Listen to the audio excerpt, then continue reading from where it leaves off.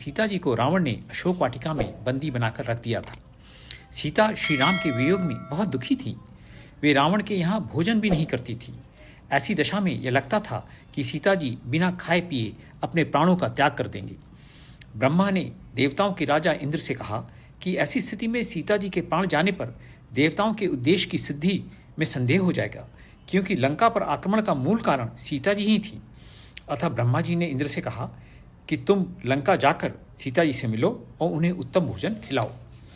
इंद्र दूध की खीर लेकर सीता जी के पास पहुँचे और बोले, एते दस्यसि मध्यस्थान त्वाम बाधिष्यसते शुभे क्षुधा तृषा च रंभोरु वर्षाणाम युतेरपि।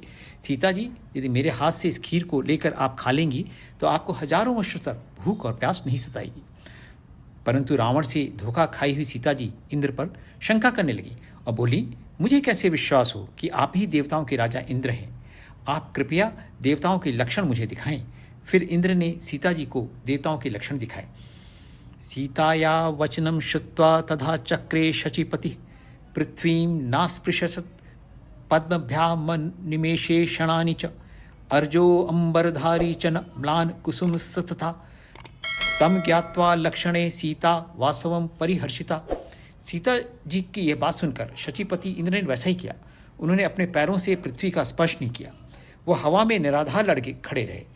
उनकी आंखों से पलकें नहीं गिरती थी। उन्होंने जो कपड़े पहने थे उस पर धूल का स्पर्श नहीं होता था। उनके गले में जो फूलमाला थी उसके फूल मुरझाते नहीं थे, कुम्हलाते नहीं थे।